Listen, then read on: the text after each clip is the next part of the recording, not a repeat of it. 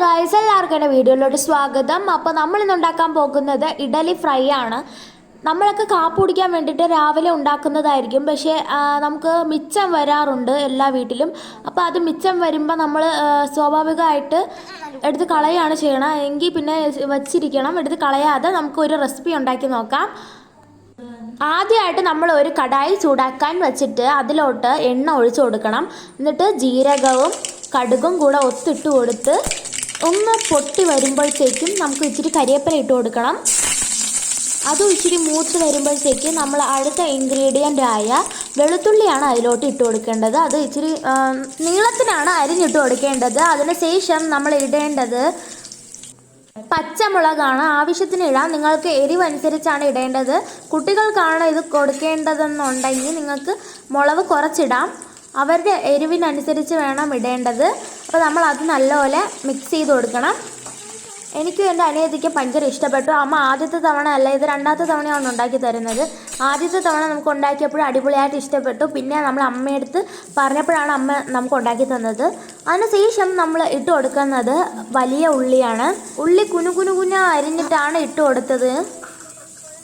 എന്നിട്ട് നല്ലപോലെ നമ്മൾ മിക്സ് ചെയ്യണം. മിക്സ് ചെയ്യുമ്പം ആ ഉള്ളി നമ്മൾ ഇട്ടതിൻ്റെ കളർ ഇത്തിരി ചേഞ്ച് ആയിട്ട് വരണം നമുക്ക് കാണാൻ പറ്റും. അതിന് ശേഷം നമ്മൾ ഇട്ട് കൊടുക്കുന്നത് 1 സ്പൂൺ ഉപ്പാണ്. പിന്നെ നമ്മൾ ഇഡലിക്കാണെങ്കിൽ ഓൾറെഡി ഉപ്പ് ഉണ്ട്, നമ്മൾ കുറച്ച് ഉപ്പ് മാത്രമാണ് ഇട്ട് കൊടുത്തിട്ടുള്ളത്. പിന്നെ അതിന് ശേഷം നമ്മൾ 1/4 ടീസ്പൂൺ മഞ്ഞൾപ്പൊടിയാണ് ഇട്ട് കൊടുത്തിട്ടുള്ളത്. എന്നിട്ട് അതിൻ്റെ നിറം മാറി വരുന്നത് വരെ നമ്മളൊന്ന് മിക്സ് ആക്കി കൊടുത്തുകൊണ്ടിരിക്കണം.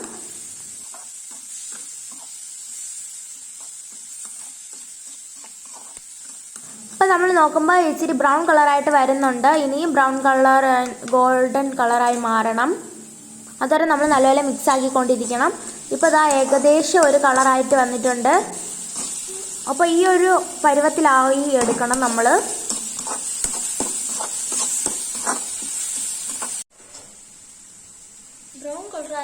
നമ്മളിപ്പം ഇതിൽ നോക്കുമ്പോൾ നല്ല ഗോൾഡൻ കളറായിട്ട് വന്നിട്ടുണ്ട്. അതിന് ശേഷം നമ്മൾ ഇട്ട് കൊടുക്കേണ്ടത് 1 സ്പൂണോളം മുളക് പൊടിയാണ്.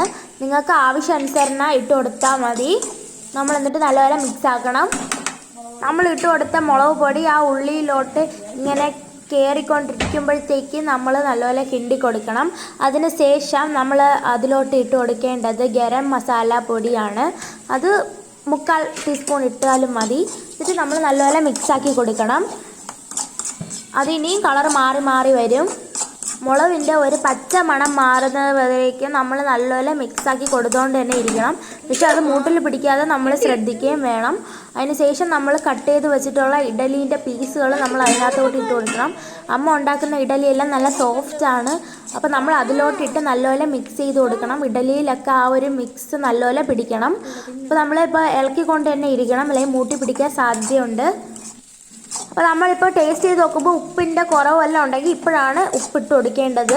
പിന്നെ ആവശ്യാനുസരണം നിങ്ങൾക്ക് കയ്യിൽ മല്ലിയിലയോ നാരങ്ങയോ വല്ലതും ഉണ്ടെങ്കിൽ ഇതിൻ്റെ കൂടെ ചേർക്കാം. അത് ഇച്ചിരി കൂടെ ടേസ്റ്റ് കൂട്ടാൻ സഹായിക്കും. നമ്മളെ വീട്ടിലില്ലായിരുന്നു. പിന്നെ എൻ്റെ അനിയത്തിയാണെങ്കിൽ അതിലൊന്നെടുത്ത് കാണിക്കണുണ്ട്. അത്രയ്ക്ക് നല്ല സോഫ്റ്റാണ്. അത് ഇച്ചിരി ഇങ്ങനെ പ്രസ് ചെയ്താൽ മതി, അത് പിഞ്ഞ് പോകാൻ സാധ്യതയുണ്ട്. അത്രയ്ക്ക് സോഫ്റ്റാണ്. അപ്പോൾ എനിക്കും എൻ്റെ അനിയത്തിക്ക് ഭയങ്കര ഇഷ്ടമാണ്. നമുക്ക് സ്നാക്കായിട്ട് ഉപയോഗിക്കാം, ചായയോടെ കഴിക്കാനൊക്കെ ഭയങ്കര ടേസ്റ്റാണ്. എല്ലാവരും മാക്സിമം ഉണ്ടാക്കി നോക്കുക. അപ്പോൾ എൻ്റെ അനിയത്തിക്ക് ഞാൻ കഴിക്കാൻ കൊടുത്തിട്ടുണ്ട്. ഇതാണ് ഫൈനൽ ലുക്ക്.